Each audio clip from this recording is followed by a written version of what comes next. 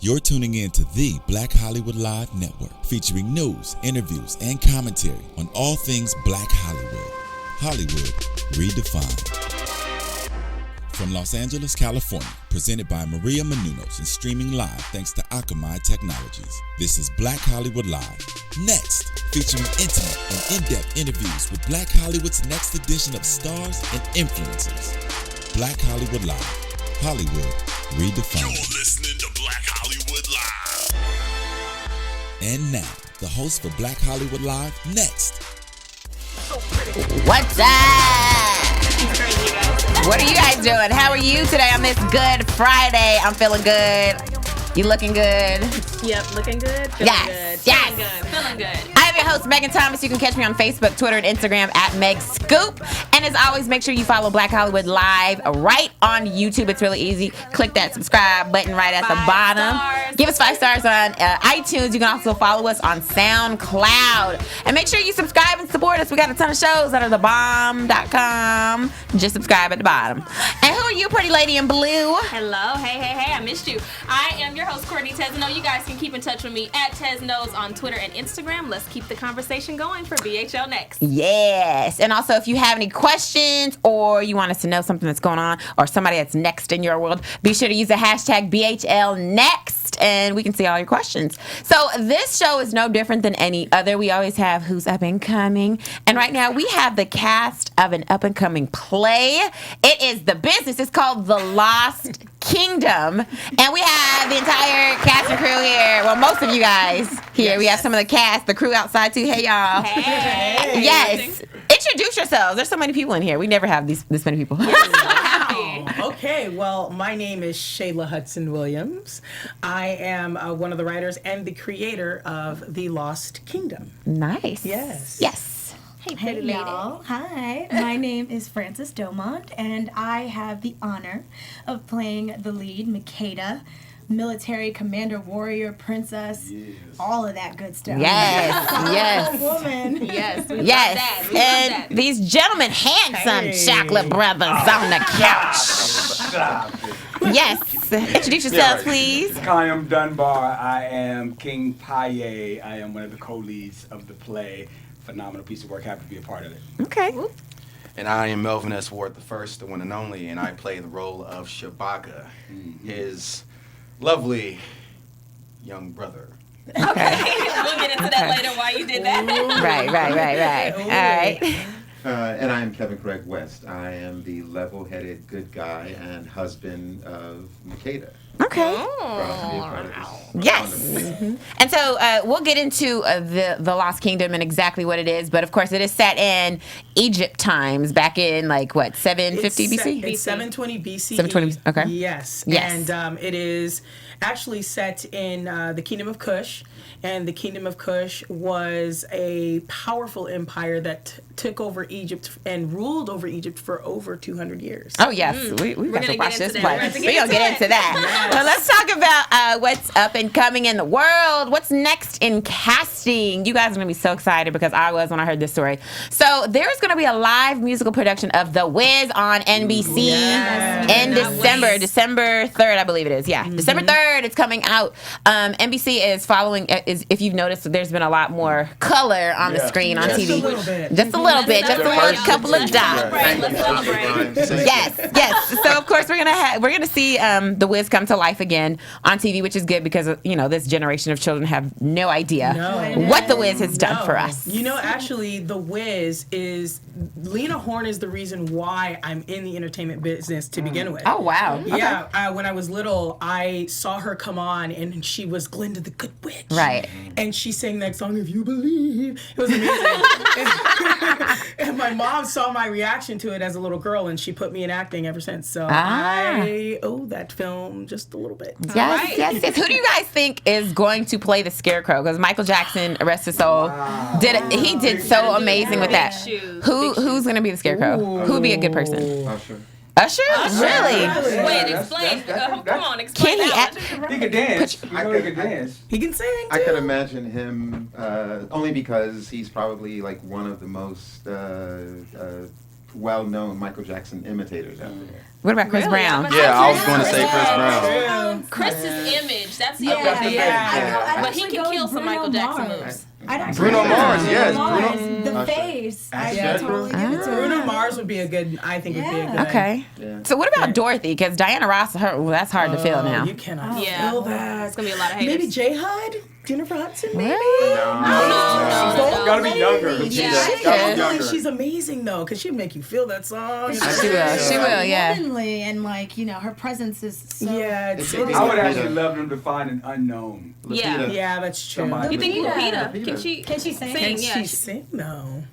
Who? Lupita. Lupita. Oh, Lupita? We don't know If she about can that. sing, that's perfect. I think it should be, and I hope this doesn't stir up a whole controversy of text or whatever, but I think that it should be a dark-complected woman. Oh, That would be nice to see. Work. Precious. Let's see if she has You those said Precious. vocals. Precious gonna be. Cut it out. That's all right. I'm just saying. Go ahead, girl. She gonna ease on down that road, honey. You know what? I really would hope that Diana Ross can come back as Glenda the Good Witch since Lena Horne's Oh gone. my gosh, Yeah. that would be amazing. You know, I think that would be good. I mean, I feel like she should still be in the. I Yeah, think to that pay everyone who homage. was in the movie before should be in it again, Right. but maybe a different role. You know, a Yeah, little like older. a cameo. Yeah, Something like that. Okay, Okay, well, let's talk about some music. yes, let's talk about some fresh beats, you guys. All right. Okay. So the song that we're gonna listen to today is called Michelle Gun Kelly. If you can Machine Gun Machine Gun Kelly. Excuse me. I was gonna say. I don't know. Machine Gun MGK. I'm used to saying MGK. MGK is called A Little More. Phil, can you play that for us? Okay. Yes.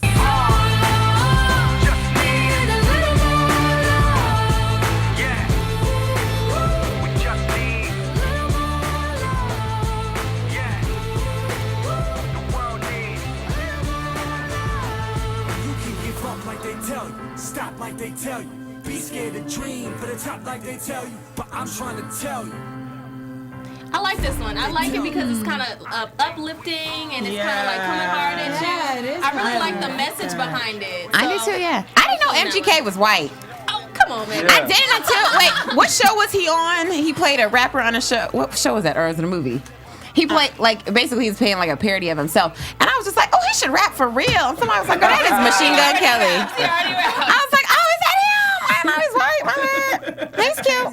He's good though. He's good. That sounded like a beat Jay-Z would have come Yeah. out. Right, right. And his voice to come out of nowhere. I was Yes. like, I recognize the singer's voice. She sounds familiar. Victoria That was on Monet. her- Okay. Okay. Yeah, she sounds Yeah, familiar. I really love that song. So that's the hot new music right now. But I I, like want to it. get into this new music streaming service, TIDAL versus Spotify. Yes. Really? I'm rolling with Jay. Okay. Let's talk, what is it? Let's talk about it because it's confusion. So let's go Period. ahead and make some comparisons. So TIDAL, if you guys don't know, is one of Jay-Z's new music streaming services that is in competition with the ones that are already out, like Spotify. Now, they're basically trying to make it a luxury streaming service, and it's $19.95. It's $20 a month, as opposed to Spotify's $10 a month, and then they also have a special where you can have it for $5 a month. So I'm not going to put my opinion out there, but consumer friendly, we're getting reviews on whether it's consumer friendly as far as the price and some of the differences. They're saying that there's really zero difference in the quality. And the reason for that is because they said that the better quality means nothing because the things that we have right now, the speakers we listen All to, the devices. they're not up to Right. date as Right. far as quality. So as far as being consumer friendly, I don't think it's really consumer friendly yet, especially since Right. it's starting. But what do you guys think about this new What title? appeals to me about it, one of the components that appeals to me about it is that the revenue sharing for the artist. Right. That's the Right, part that I the big think part. is a big breakthrough in terms of, as opposed to Spotify and some of the other ones where you get all this content, but then the artists that create it don't get to share any of the revenue. Right. So Definitely. that part I think is a big up for any artist, you know, whether you're in any genre of music or Right. entertainment, to be able to share in what you create is valuable. Very true, and there are some big heavy hitters that are signing on Madonna, to this. I mean, come on! yeah, it's a bunch of I mean, people. even Usher was in there, so it's some big heavy hitters that are going to be a part of this movement. But one of the things that we're hearing from critics is that it respects the artist, but it rips off the user. How so? Yeah, that's an interesting question. I think enjoying in- the music. Right, Exactly. in the sense of you can get it for free. So why buy the Captain Milk is free? As of right now, you can get Spotify, you can get Pandora for free. Right. You might have to listen to the ads, but you just turn the volume down for about 30 seconds, turn it back up. And so I guess they're saying now, okay, if you can still get this for free, why would you pay for it? For better quality, there's certain artists I think that are going to follow Taylor Swift's move, which is she pulled all of her music off of Spotify and Pandora, so you can't get it on there. So I see a lot of them probably going that route. If they see that Tidal becomes more, makes more money. Yeah, Right. and then one Right. of the big things is that Tidal is actually going to have some very exclusive playlists that nobody else can get. So I think cool. we're going to be Unreleased forced. material, Right, stuff right. like that. Unreleased new material. So, I mean, we're probably going to be forced to kind of go over there. So we'll see how it goes. But Who's gonna get Tidal? I don't know think yet. It's so much about ripping off the consumer. I think it's really about supporting the artist that Exactly. you're a fan of. You Right, know what I right. mean? if You listen Beyonce to stuff their is on there, music. I will be supporting, Exactly. honey. So you want to listen to people, but you don't want them to eat. Everybody's got to eat. Everybody's got to Exactly. get Right, paid. right, right. Everybody needs your support. When you like a movie, you want to go out and buy the movie. Right. Right. When you like an album, nobody buys albums I know. anymore. Yeah. And music is So art. Everybody's Yes. trying Exactly. to. And I'm all for evolve technology. with it. Like, I'm all for the advancement of technology and people having more access to different things. But at the same time, I feel like this generation's kind of spoiled. They expect a lot of stuff for Right, free. right. Excuse me. And millennials. not you though. The millennials, Not right. you though. And so what happens is a lot of content gets watered down because people are just throwing it out so quick Yeah. because they know there's no revenue to get back. Right. Whereas 10 years ago, you put a lot of time and energy into your content creation because you knew people were going to go out and spend their hard money on it. Right. So, It's all about that. So quick maybe we'll beat. get back Yeah. to that with Tidal, hopefully. This is what I say. Did you guys see the video of them actually like putting on the press conference for Tidal and sign? So what happened was, if you haven't seen it, you can just look it on in YouTube or anywhere. All of the artists, so like Usher, we've got Daft Punk, Madonna, like there's so many people that were up there. Everyone, What they did Kanye. was they had a press conference for this, and then they came up and they all kind of signed their name that they would be a part of it. I kind of feel like it was the Illuminati a little bit. that's I'm not gonna lie. I was like, Illuminati conference. Rihanna's up there, Nicki Minaj. I was like, it is, girl. You know how everybody says Jay-Z is, he's a part of the Illuminati. Now I'm like, y'all just sealed it for me. That looked real scary. Everybody, and then they looked at the camera like this, and they signed their name, and they looked back up, and they They walked just signed off. away their lives. Yep. this- Yep. I was like, yep. this is a little. Well, then I'll just stick suspect. to Spotify. That's just me. I'll just stick to Don't come for me. Spotify. Right. All right, let's get into this play, The Lost Kingdom. Now, Yes. Shayla, you are the creator of this play. Yes. What gave you the idea to make a play out of this phenomenal story? Well, my mother took me to the African History Museum in D.C., when I was 18. And literally, I saw this little excerpt on the Kingdom of Kush. And here I am off to college, and I've never heard of that. Right. So I saw that it said, women war heroes and all those things. And I turned to my mom, and I was like, Mom, I'm going to make a movie out of this. Yeah. And she goes, you definitely do that. I've never written a film before in my life. Yeah. But she was like, you do that. So I started reading books and reaching out to authors and archaeologists, and they would give me their archaeological references, and I just started compiling history. And it was like 10 years of doing research and literally following stories, and then it'd be a dead end. It's like, gosh, this isn't the juice. And then finally I stumbled upon King Paye's story, and it was a light bulb, like, yeah, this is gonna work. So this whole thing has been 16 years in the making. I met my writer and best friend, Chris, about 6 years ago, and I said, hey man, you want to write a story about an African empire? He's like, yeah. So we actually wrote the film. And instead of making a sizzle reel, because we're theater kids, we decided, let's make a living Bible. Let's make a living Bible for the film. So the play is actually a film pitch. Oh, wow. Okay. So we just decided to get creative that way and condense an epic that is 174 pages into 90. Oh, wow. So it's been a fantastic journey. These guys jumped on board and just. You guys breathe life into words that have been inside of my head for years, and to finally see something like this it's fantastic. The land of Kush, is that modern day Ethiopia? That is actually modern day Sudan. Sudan, okay. Yes. And so I want to say this is phenomenal because there's a lot of people, especially black people, who don't even know what Kush is, who didn't know that they overthrew Egyptian rulers. Like, I didn't know that either. I was like, okay, shut up. And then there was and then Makeda in your story, is this a real name or is this a fictional name? Yeah, it's a real name. Makeda actually means Candace, which translates to Candace, which translates to queen. Okay. So that's what that name means. And actually, she does become the Queen of Sheba in history. Okay. And, you know, the Queen of Sheba and King Solomon and all of those things. Yeah. So all of these names, they mean something, and they come from, you know, somewhere. So every bit of this story has a meaning, and we have literally researched for years, Right. so that people understand the care and the time and the absolute passion that we have for this. You know, this story, it needs to be told. You know, yes, we were the help, absolutely. Yes, we were 12 years a slave, absolutely. But we were also kings and queens and war heroes and generals and pharaohs, and we need to know this. So that's why we do So it. my next question was, what made you guys jump on board? But you pretty much explained it. Right. I want to jump on board. Shoot. Right. Definitely, you're more than welcome. Yeah, what? Well, I was approached by Shayla, and she was like, I have this project and your voice. And she made me read the beginning, and the beginning made me tear up. It was just the first monologue of the entire show, entire film, and it just says so much. And right away, it was just like, thank you. Like, thank you. Because we need things like this. To be a woman of color, to be in this position, to be able to assert so much power, and to give other young women of color and women in general, you know, that background. And it's a blessing, and it's amazing. And I couldn't ask for a better role. Right. What And you about play, Francis, you play Makeda, who is the warrior princess. Yes, indeed, And I do. is there anything that was tough or challenging about this role? Oh my God.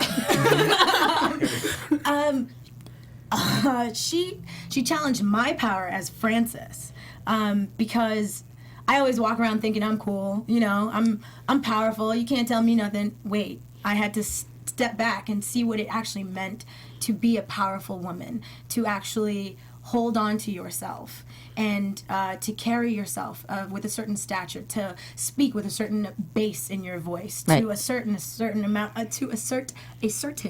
of power, without seeming overbearing or overdone. Right. So it was a journey. It has been. was a journey. She's really found this voice. She's found her walk. You really see the weight of the kingdom on her shoulders from the second the lights go up to the second the lights go down. And I could not, Chris and I, we could not be prouder. Seriously, thank you. That's gotta feel great. That's gotta feel wonderful. It's amazing. And I'm over here, she said the voice, I'm like, yeah. Is there singing as well, or is it just speaking? Is there music? No, there's just a speaking, but we do have a cool story, because that was one of their forms of entertainment, was storytelling in the temple, and that was their basis. A lot of people think, you know, how Greek tragedy, it was more than just theater for them. It was their basis for morality, and it's the same as the Cushites. So we do show that in the show. Nice. Okay, Kayam, you play King Paye. Yes. Is that correct? Tell us about King Paye. King Paye, he is, he's a little complex. He's very ambitious, but he's also very devoted to his kingdom. But the conflict is between his ambition and the kingdom. So because he's so ambitious, he's wanting to live up to the legacy. He's made an oath to his father before his father passed, and in that oath, it was to expand the kingdom and love the kingdom more than anything. And his way of loving the kingdom is to expand its power. And so he's a little power hungry in his love for the kingdom, but he's totally devoted to the expansion of the kingdom, because I'm familiar with the story. Actually, when I came in to read for it, Shayla asked me, so do you know anything about this? And I was like, oh yeah, I know quite a bit about it. I'm a little bit of a history buff, so I knew going in that his craving for power was really driven by his devotion for his father. His father loved him, and he loved his father, and was really close, and it was kind of egomaniacal, a little bit.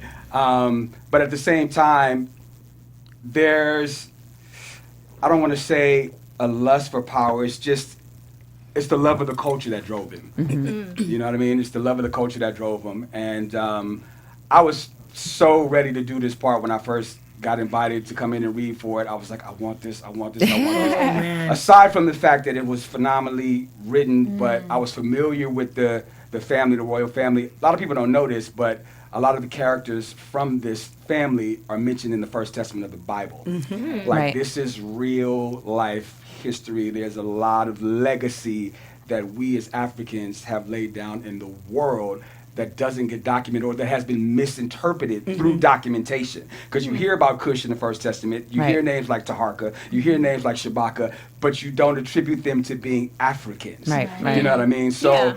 I knew that going in, and so I was really, really excited to have the opportunity to go in and read, and then when I got cast, I was extremely honored to be a part of telling this story. Yeah, he was fantastic. He walked in, and Chris and I were sitting next to each other. We looked at each other and we went, "Yup." Sold. That's it. It That's was it. unreal. Yep.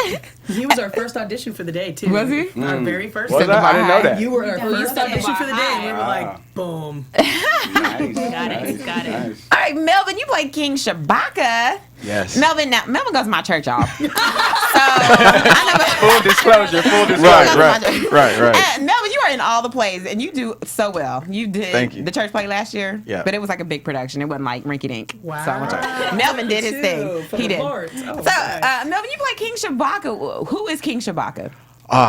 King Shabaka is a mystery. He is a huge enigma, and I think for me that was the biggest challenge, trying to figure out who he really is. And honestly, that's kind of how I am too. You know, when it comes to people trying to figure me out, he's a huge onion. There's so many layers to him that you just see throughout the whole production, like little layers. It was a challenge because he's also the middle child, and I am as well. So I brought that into the character. I fell in love with it as soon as I read it. I was like, I honestly felt as though that it was written for me personally, you know, and it was like a job that I really had to do. So I took so much pride in it, just like Shabaka takes pride in what he does. And also, Shabaka is not a villain. To what people may think and feel, like for real. Like I love that though. I love that approach. I say that because his whole mindset is he's not doing anything wrong. Like I really feel that he is the hero of the whole thing. He's trying to make things right with Cush, Assyria, Egypt, trying to get back at him. Right. Trying to Dirty. prove him wrong because he's power hungry and he's selfish. Come on now. He just threw me under the bus. Is that, you see that? Y'all see that? I like conflict. We like some conflict, so that works. I Yeah. would play the sister role and say, aren't you power hungry and selfish? Right. He's Or very a hurt- manipulative A hurt little boy He's who wounded. did not get enough attention. as a middle child. As a middle Get child. that now. Okay. Right. Okay, but look. I love it. I will say though that Shabaka and Makeda's interaction is very beautiful. It's special. Because you know Shabaka lost his mother and he was very close. So the only mother figure that he has now is Makeda.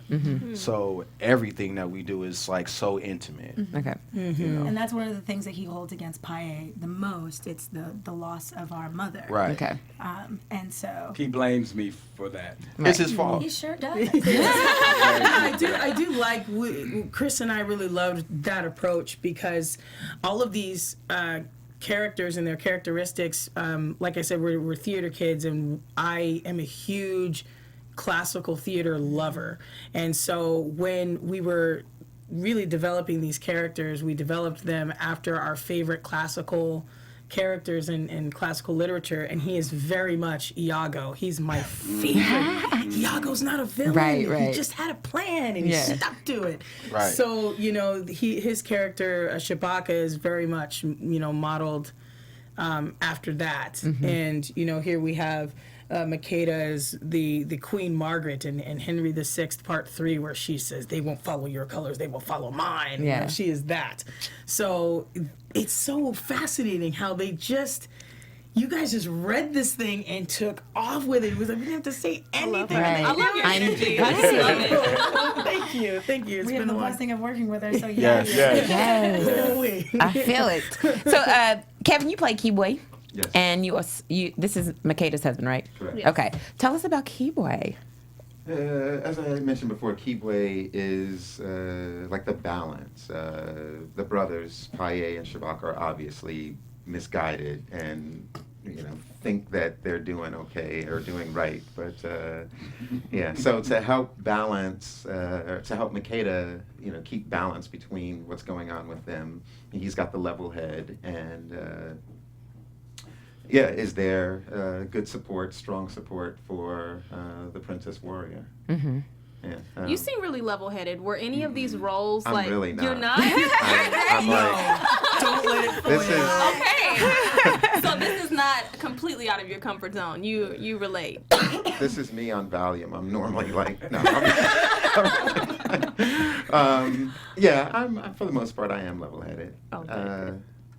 Until I'm not. I think the casting of this is phenomenal because we've not only worked together, but we've hung out together, and everyone to a T really matches their character. That's good, Like, yeah. there's some really good casting that went on in the making of this production. Makeda is Makeda. She's strong, little powerhouse thing right there. I'm totally ambitious but loyal to my people, and he's just a middle child, confused. I had to get him under that bus. I had to get him back. Right. Wow. I feel it. No, but seriously though, I just think that it was you guys chose well. Right. And that's not an ego thing. It's just me as an actor. I appreciate when things are cast well, and so playing off of them is a joy because there's such an essence of themselves that's inside the characters. Yes. It makes it really honest in the moments. So I appreciate it. I want to say, I met Shayla doing another production, and I believe it was my second rehearsal of that production, and she said, "Hey, I have this project that I'd like for you to be part of," and she said, "Oh yeah, I'll send you everything." And so I was thinking, she just met me, and it's probably something like one line in it or whatever. And I read it, and I'm like, oh my gosh, like this is amazing. Like she wants me to be a part of it. She doesn't even know me. She doesn't know Look how I do. Wow. Yeah, so I was just blown away and like greatly appreciative of the opportunity. Well, I'm very glad that you came on board, but it was writing this. It makes you more observant. That's one of the things that I believe why Chris and I work so well together is we're very observant people, and so it literally was just with Frankie, it was just the way that she walked. And then she said something. Oh, that's Makeda. I knew it, day one. Right. With Kevin, he has an interesting air about him. That's Keyboy. So Chris and I are very much, like that, where we're people that we really trust our gut instincts. And there's one thing that Oprah said a long time ago. She said to listen to your life. Right. And to really pay attention, and that is one of the things that Chris and I just live by. Yes, honey, because Oprah does not lie. She does not lie. She don't. She doesn't. She tells the truth. Queen. Did you guys feel any sense of responsibility to tell this story? Not just be an actor, but also Yes. to your community. Of course. Yeah, as soon as tremendous. you hear the story, as soon as you read it and you realize, well, for me, I realized how much I don't know. Right. I was just like, oh my God, everybody needs to know this now. Right. So I have to do my best to make sure that happens.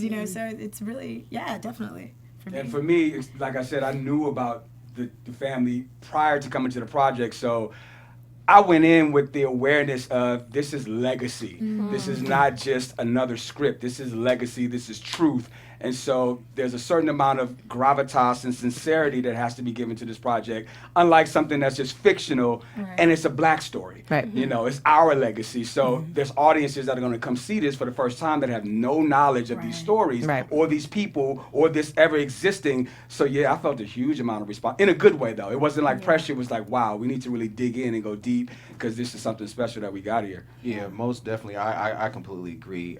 For me, it was more of like a pride thing.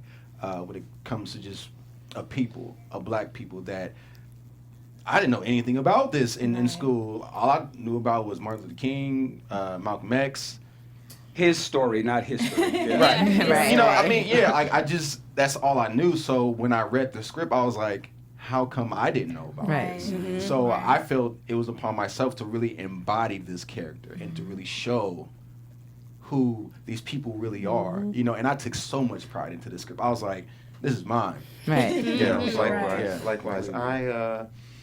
It was such a blessing to read this and again to be a part of it. As soon as I read it, I immediately thought back to when I first saw.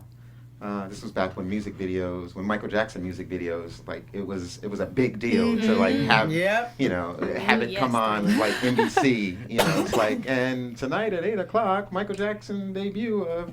And that music video where Eddie Murphy's in it. Remember that time? Oh, that's an awesome one. It was just so beautiful. And I asked my mother, like, why are these people in this? Because I'd grown up watching. I've always loved movies and like seeing Elizabeth Taylor and Richard Burton. Right. You know, those were the kings and queens, and it was just so beautiful.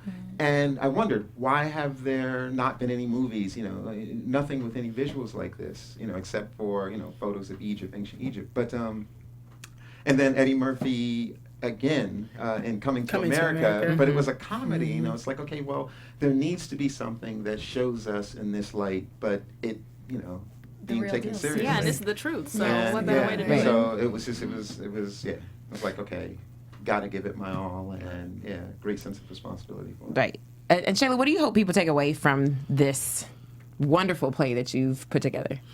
I think the major thing that I would like people to take away is there is a whole world out there that we're so unaware of, and we are as a people, we are so much more than what is in our history books that is provided to us, and not just as a black people, but as people. Their history, this history, Kushite history, is our history. And the powerful roles that women played in that history is indicative to who we are today. And I think if we have more of those things in these images out there, we will respect one another and in turn respect ourselves more. Right. And I think it's great because my writing partner, Chris, he's 100% Hispanic. I love him. He is my queen of queens. is what he is to me. But he has really taken on this story, and he's just, a full 100% Mexican looks at this story, and this needs to be told, Right. So I think it's just the universal feeling of wanting to know, understand, and love where you come from, and that's universal. And then we're definitely going to go see this. I'm excited. I'm excited. Definitely. But are there any other stories that you think need to be told as well? Anything in the works, maybe? Well, this is, interestingly enough, this is just the first story of I believe we have 3. We have the prequel, which is the story of their parents, Kashada, and Kashada really was he was the start of the forefront of the 25th dynasty. Okay. And then we have the story of the Queen of Sheba and Solomon's mines, and then we have the final story of Taharka. He is the last pharaoh, not really the last pharaoh, but the last big pharaoh that really ushered in a lot of change in Egypt. So those are the stories that we have coming up. So. Yes, and I love that the casting is correct. It's not like a movie like Exodus where we were just talking about. They were like, wait, why are they free people and they were black? Talking about it's like a bunch of Australians in Egypt. Right. Australians? Yeah. I was like, I'm confused about the casting. Coming out called The Gods of Africa too, and it's all British. What? White British I'm people. So oh, stop it. Yeah, it's not true to history. It is. It's just like here you have these stories of Queen Elizabeth. I'm not going to cast an Asian to play Queen Elizabeth. That doesn't make sense. Right. So I mean, it's just stay true to who these people are. But the greatest way to set back an entire people is to make them believe they don't have a history. Right. If you don't, you can't go anywhere if you don't know where you've been. That's true. You better say that. Quote that. Right. Where's my Twitter? I know. Where is it, Shayla? Let's get to know you guys way back when. So did you all know that you wanted to be a creator, be actors? Is that what you originally knew you wanted to do? Oh no. Definitely. Where did you want to be, Melvin? Because Melvin was like, He was like very firm with that one. Nah, I was into sports. I wanted to be a football player. That was like my biggest thing. I fell into it. It fell in my lap. Honestly, my biggest thing was go to college, play football, run track, go to the pros. That was my biggest thing. My homeboy, one of my teammates, was going to this theater class, and he was like, "Hey, I really think you should go." I was like, "No." Nah, I'm not into soap operas and Shakespeare. That just sounds boring. He's like, "Nah, I really think that you should do this, dog, because your personality is pretty goofy and all this other stuff." I was like, "You know what? Just for you, I'll do it." And I kid you not, as soon as I took that class, I fell in love with it. Like, See, that's a gift. That's a gift. There you go. Fell in your lap. There you go. that means you owe him like 10% of everything you make. I don't know where he's at.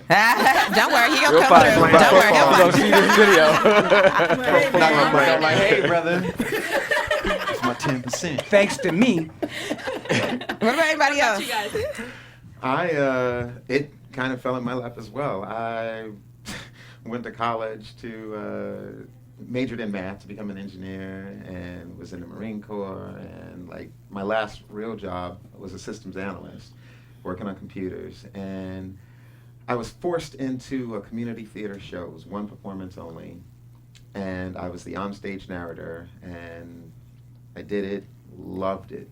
Had an interview afterwards, and this woman in the audience gave me tickets to come see, to go see the show Big River, and I was kind of recruited into it right after that. I was like, "Oh my gosh, this is what I'm going to do for the rest of my life." So everyone thought that I was crazy, but I jumped right into it, and within a year, I got my SAG-AFTRA and equity cards, and it's like, all right, I guess it's meant to be. Yes, it is. Yes.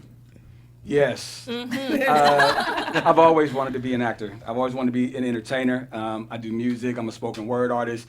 So I was gonna say that because you move like you got some poems, yeah, some poetry I in do your all blood. that. I do all that. Growing up in New York, it's a huge theater community. So I've always done theater when I was a kid.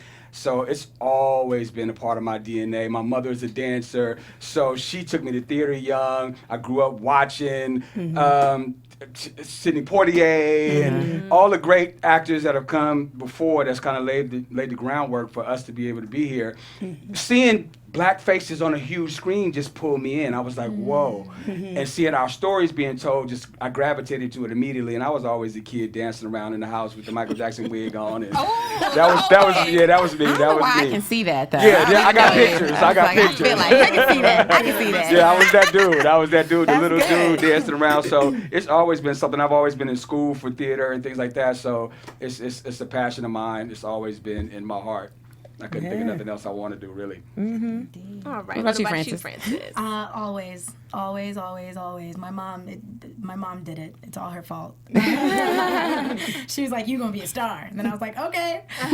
But actually, as time went on, as the years went on, it just became art is my savior. It's the only way I can really be me, which is funny because we're being other people. But writing, drawing, painting, dancing, acting, creating, all of it, it gives you a sense of self, and it really allows you to let everyone know who you are in a very beautiful way, without just saying, "Yo, this is me." Instead, it's like, "Hey, look at what I do."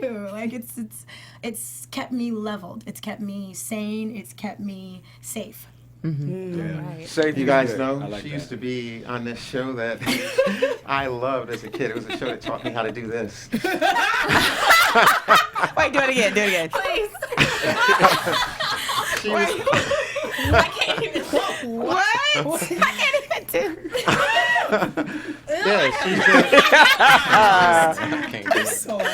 she's a Zoom kid. Oh, You guys know the show Zoom? Oh my God. Come on and zoom. Episode of that as a kid. Zuma.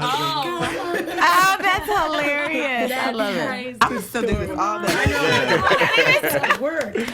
Yeah, I got a taste of that life when I was 12. So that after that, I was like going out signing autographs, doing all kinds of things. And I was like, this is me. This is me. Yeah. And I love it. I love it. Right. And then what about you, Shayla? It's actually been halfway. As I told you before, as a little kid, my mom had me in acting and things like that, and I did commercials and all that. But then when I hit about 13, I stopped and I played sports. And believe it or not, I grew up playing hockey. Yeah. And, Wow. Yes. Wait, where are you from? I'm literally from Corona, California. What? Yes. I'm not even kidding. And my dad's Panamanian of all things. So he's like, ice? What is this ice? So we played hockey, and I ran track, and I played soccer, and I played JV football. Oh, in wow. high school. Girl, I wanted to play football. But we were trust me. I could definitely play on that team. But no, I loved my high school. But what ended up happening was I just played sports, and I thought I was just going to go to college to, play sports and, maybe do some, film here and there. But it was my theater teacher who pulled me aside, and she made me take her theater class. And in my senior thesis for high school, she had us write our own show. And so literally it was hilarious to the point where our principal let us do it every Friday at lunch. And so the student body would come in and watch the show. And Oh, wow. Our principal, it was basically like a murder mystery. So we ended up killing our principal. That's fun. At the end, and my theater teacher literally pulled me aside, and she just goes, "Look, if you do not do this," Right. she's like, "I think the world will be missing out on something." And you see? And Very true. That's so sweet. I went to theater school. I was like, "Dad, I'm not going to run track. I want to go be a theater kid." He's like, "This is so great."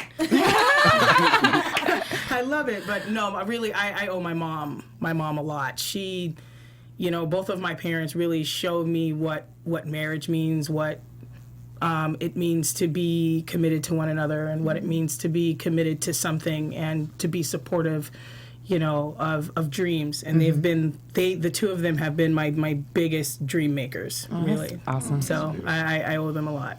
Wonderful. So before we get out of here, where can people find this play, The Lost Kingdom? You can find this play, you can find this play. We are at the Cupcake Theater off of Hollywood Boulevard. In Hollywood, for all of you guys that aren't here, sorry. Yes. Hollywood, California. Hollywood, California. Not Florida. It is Wednesday at 8 p.m. and Sundays at 12 noon. It's Easter Sunday this Sunday, so we won't be there this Sunday, but next Wednesday we will be in effect. So you can go on our website. Our website is thelostkingdomproject.com to purchase tickets. And you guys can see that on the screen below. We have that on the screen. Oh, that is so cool. Fancy. Trying to be fancy. It's so fancy. Yes. And so where can everyone find you guys on social media or online? Kevin Craig West, anything. Okay. Kevin Easy. Craig West, everything. Melvin S. Ward on Facebook, Twitter, Instagram, one full word. Kayam Dunbar, Facebook, Twitter, Kayam Weeby1, Instagram, Twitter. You have to spell that Kayam because some people are driving, listening to podcasts. It's like, wait, what? Chaim. Kayam. Kayam. Because I do said, what did I say? You said Shame? shame. I was going to say Shame. Haim in a minute. That's actually what it is. Is it? Yeah, Okay. it's Hebrew. It's actually Chaim. Yeah. So you stop lying to people and sell them as You know what Kayam. it is? Just playing. It's a more history that needs to be told. Right. More history that needs to be told. Yes, it's in Black Hebrews. Right. Right. Some. right, The right. movies are miscast. Remember? Right. All right, Francis. Francis Domon, Twitter, Instagram, Facebook. That's it. All right, Shayla. All right, you can find me at ShayLove1212 Instagram and also on Twitter. But I really would like you to follow us on The Lost Kingdom. Yeah. And what is that on Twitter? That's on Twitter. It's literally The Lost Kingdom. Perfect. Perfect. Yeah. Okay, and you guys can keep in touch with me as usual on Twitter and Instagram at Tesnos and Courtney Tesno on Facebook. And as always, you can find me, Megan Thomas, on Facebook, Instagram, and Twitter at Meg Scoop. Like scoop of ice cream. I really like butter pecan if anybody anybody wants to send me some. Until next week, y'all. Have a good one. All right. From producers Maria Menounos, Dario Kristen, Tiana Hobson, Kevin Undergaro, and the entire BHL crew, we would like to thank you for supporting Black Hollywood Live, the first online broadcast network dedicated to African American entertainment. For questions and comments, contact us at info@blackhollywoodlive.com. Like us on Facebook, tweet us, or Instagram us at BHL Online. And I'm your BHL announcer, Scipio. Instagram me at Planet Scipio. Thank you for tuning in. Hollywood redefined. The views expressed here are those of the host only and do not necessarily reflect the views of BHL or its owners or principals.